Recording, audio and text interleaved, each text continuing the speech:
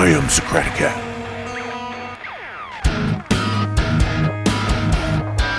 I love playing JUNO and learning something new.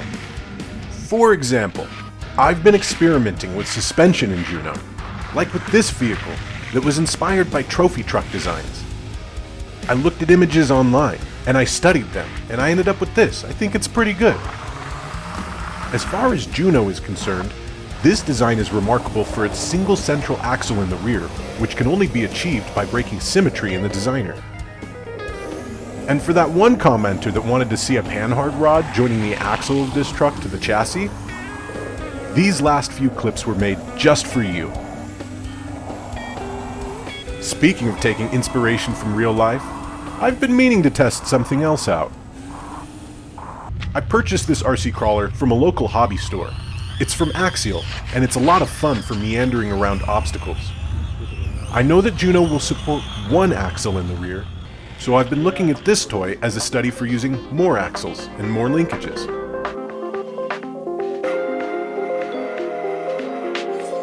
Since I'm mainly interested in the suspension, I'm not really interested in recreating the body of this vehicle. I do want to take time to see how the suspension moves, so I know what to hope to recreate.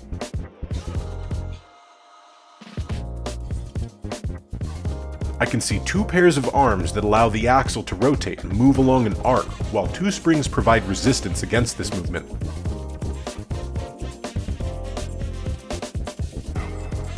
The setup in the rear is mostly the same, but without the steering.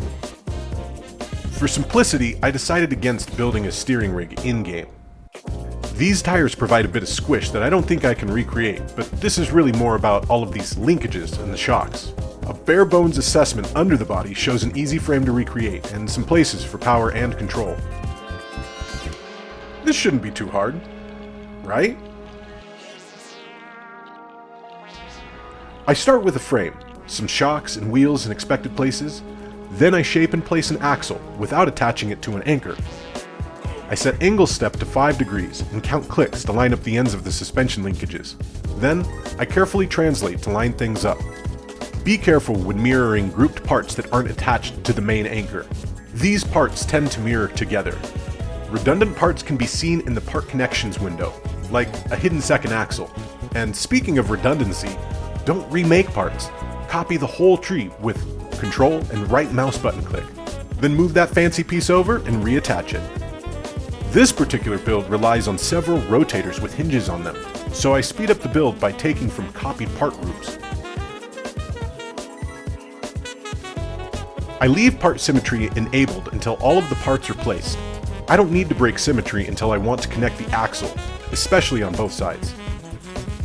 Try switching between a top-down view and a side view, or perhaps a rear-front view, to help line up parts. I almost didn't add the drive shafts since they don't really do anything, they just look kinda cool. But they also help inform linkage placement, so I'm putting them on. To allow for the drive shaft to stretch, I added the smallest shock I could and moved a strut over most of it. The RC crawler has a similar design, but uses a sleeve instead.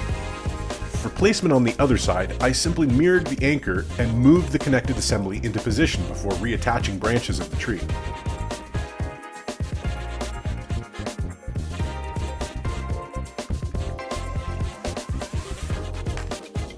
Once all of the pieces are in place, I break symmetry and I start attaching nodes appropriately, keeping an eye out for redundant parts.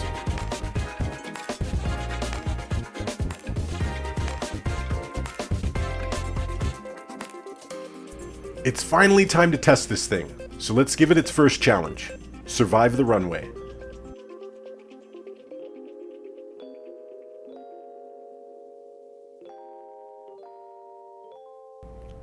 I don't expect this to be perfect right away, but I do hope that it's at least kind of roadworthy.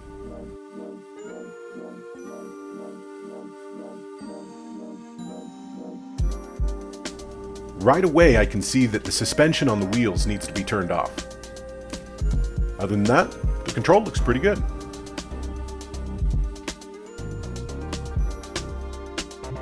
I really want to see the axles twist. That's what this is all about. I don't see it yet. Maybe I need to stress the frame more? So I drive it a little harder, to see how far I can push it, or maybe even break it. I mean, before the next round of adjustments, I might as well take it off a jump. For science, right?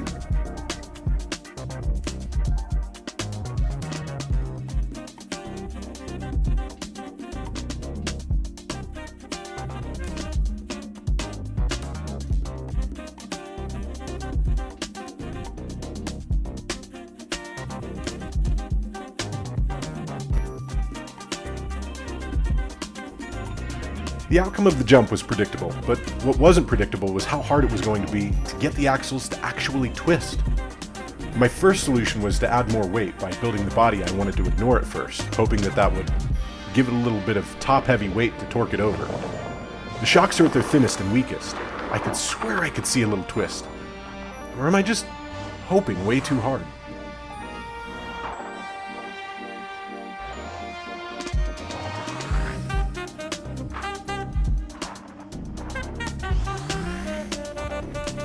The deformation I want to see just isn't there. I even added shocks to the linkages, just like I did with the drive shaft.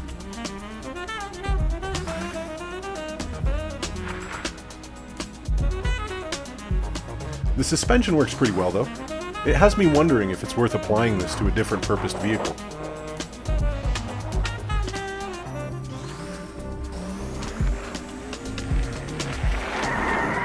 And I'm still wondering how to get those axles to twist.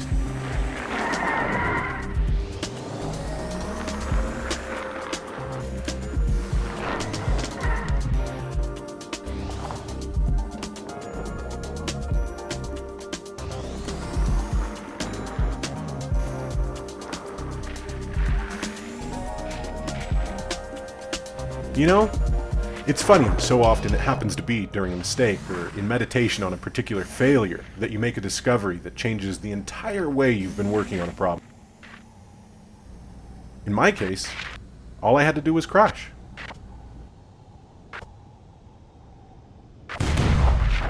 It might be broken, yes, but how broken? How can I make it better? What can I learn from this failure, I'm thinking. And lo and behold, do my eyes deceive me? So the shocks fell off and the linkage acts as the suspension well enough on its own. Go figure. So I backtrack and I remove the shocks. The best I can figure is that the force on these shocks is just very, very strong. Enough so that the small shocks on the linkages work well enough for a crawler type design.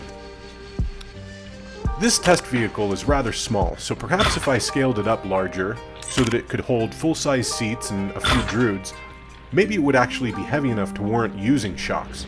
But as it is, this seems to work really well. It's not really meant for fast movement, but rather slow movement over uneven terrain, just like the remote-controlled toy. That's very satisfying, and I'd call this mission success. Each axle moves independently as you move over an uneven surface. That's what I was looking for.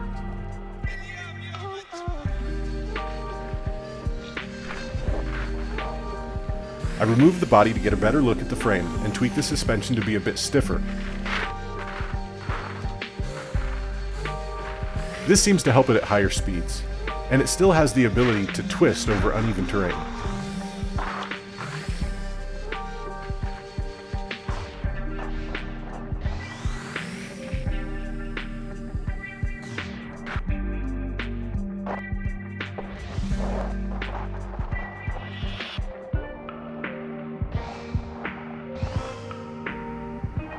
That's a very satisfying outcome for proof of concept. Unfortunately, I'll have to scale it up if I want to add full-size seats and a few droods. But that answers my question. You can recreate a complex axial suspension in JUNO, mimicking real-life examples of mechanics. That's pretty neat for a game, huh? Through play we learn, so don't forget to play for life. Thanks for watching, and be sure to share something awesome and fun with someone else today.